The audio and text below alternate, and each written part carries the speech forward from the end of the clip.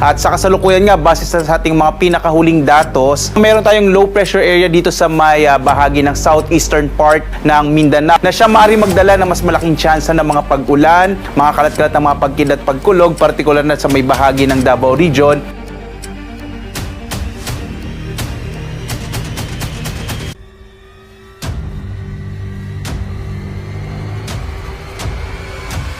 Manatiling may kaalaman at manatiling ligtas sa pamamagitan ng pagbisita sa aming YouTube channel para sa mga real-time na ulat panahon sa ating bansa. Laging tandaan, maging alerto at iba yung pag-iingat sa banta ng ulan, baha at pagguho ng lupa. Ngayon, oras na para marinig mula sa ekspertong meteorologist. Bibigyan tayo ng malalim na pagsusuri sa lagay ng panahon at ipapaliwanag ang anumang mahalagang kaganapan sa ating panahon ngayon o sa mga darating pang-araw. At sa ating latest satellite images, wala tayong nakataas sa gale warning at banayad hanggang sa katamtaman ang inaanasahan nating pag-alon ng ating karagatan at ligtas na pumalaot at ang ating mga sasakyang pandagat at malilit na mga bangka sa mga baybayin ng ating bansa.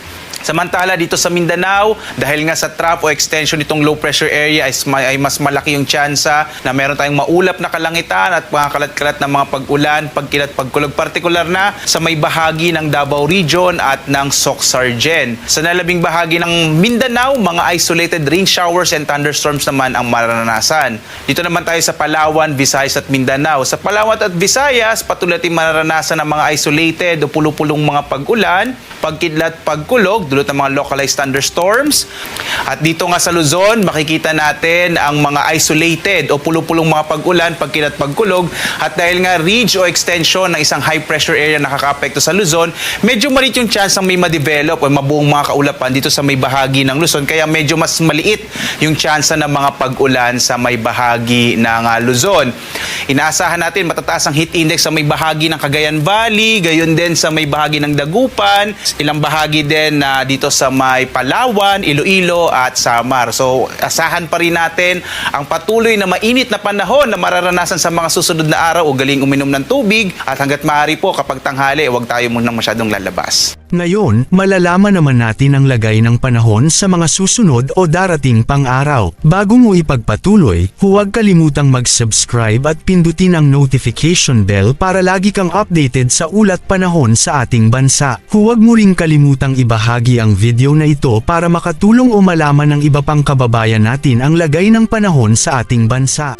Narito naman ating inaasahang magiging lagay ng panahon sa mga susunod na araw. Dito sa Kabisayaan, patuloy din ang mga pulupulong pag-ulan, pagkilat, pagkulog ang mararanasan hanggang araw ng Sabado. Agwat ang temperatura dito sa Palawan, nasa 26 to 34 degrees Celsius. Sa Puerto Princesa naman, 26 to 34 degrees Celsius. Dito sa Iloilo, 27 to 33 degrees Celsius. Sa Cebu naman, 26 to 33 degrees Celsius. Sa may Tacloban, dyan sa Eastern Visayas, 26 to 33 degrees Celsius.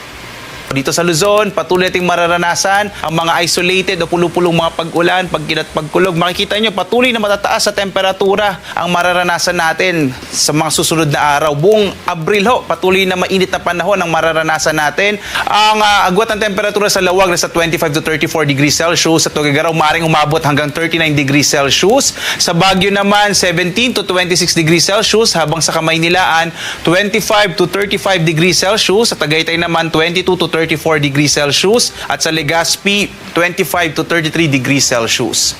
At sa bahagi naman ng Mindanao, makikita ho natin hindi na sa mga susunod na araw hindi na makakaapekto yung trough o extension ng low pressure area sa may bahagi ng Mindanao. Kaya asahan natin ang mainit na panahon pa rin na may mga pulupulong pag-ulan, pagkidlat, pagkulog. Agwat ang temperatura sa Zamboanga 25 to 34 degrees Celsius, sa Cagayan de Oro 25 to 32 degrees Celsius, habang sa Davao 26 to 33 degrees Celsius. So ito pong mga temperatura na to ay mga actual temperature. Yan muna ang ating weather update ngayon. Sana ay nakita ninyo ang broadcast na ito na nagbibigay kaalaman at kapaki-pakinabang. Maraming salamat sa DOST Pag-asa sa pagbabahagi ng kanilang mahalagang insight o ulat panahon. Samahan kami sa susunod para sa higit pang mga weather update sa ating bansa at manatiling nakatutok sa weather update ng bansa at huwag kalimutan i-share at mag-subscribe na rin.